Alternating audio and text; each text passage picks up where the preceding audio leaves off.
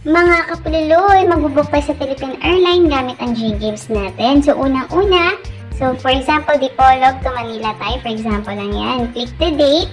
Kung ano yung prefer nyo na date mga kapululoy. So, ayan, nagawa kong April 26. Ang balik namin dito mga kapululoy ay let us check. Yan, scroll tayo. So, balik natin is June 30 kunyari. Ay, travel date is June 30 mga kapululoy. Ayan. Tapos, so, ayan, Dipolog to Manila. Click lang po yung arrow na yan mga kapululoy, yung 1 ayan. Then, click continue. There you go. Maglo-loading ulit. Click ulit yung 1,923. Yung prefer na price natin mga kapululoy. And then, continue lang. I-continue lang natin mga kapululoy. Then, loading ulit.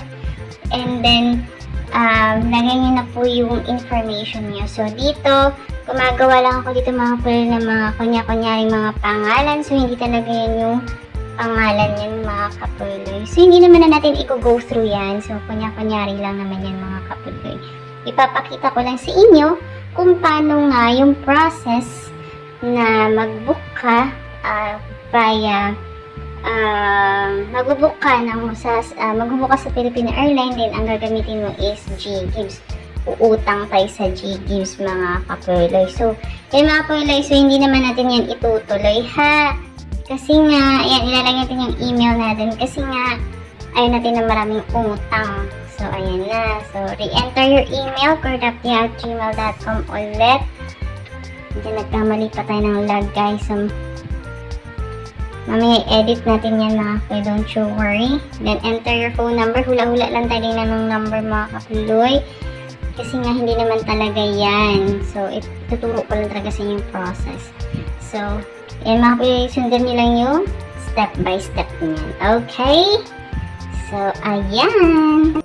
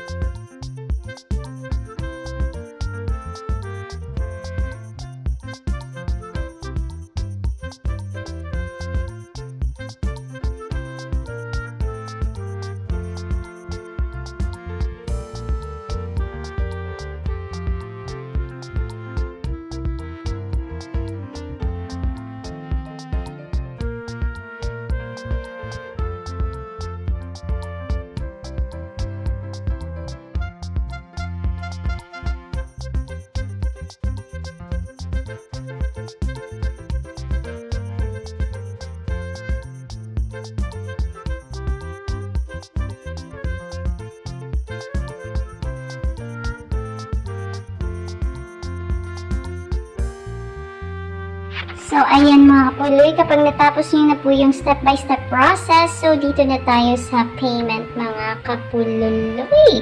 So, ayan na nga, let us check. So, check lang yung GCash, click the GCash, yes. And then, pagdating nyo dyan sa GCash mga kapululoy, scroll down nyo lang, and then yung terms and condition, ayan, check lang po ninyo mga kapululoy yung terms and condition, then click continue.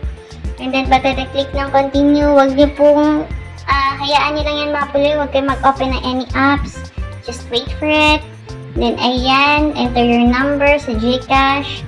And then, yung PIN niyo po sa GCash, lagay niyo. And then, yung, ang una pala yung OTPD and then login yung login code niyo na. And then, dito na mga kapululoy. So, ipindutin niyo lang po yung G-Gives. Ayan, installment nyo for G-Gives. Ayan. So, scroll down natin. So, ayan mga kapululoy, pag hinit nyo po yung next, ay magpo-process na po yung payment ninyo. So, dahil nga hindi naman natin itutuloy yung transaction, i-disregard po natin ito mga kapululoy. Okay? So yan mga pala, hope you enjoyed the video at may natutunan kayo. Maraming salamat mga pala sa inyong panonood. Hanggang sa muling tutorial mga pala. Bye-bye!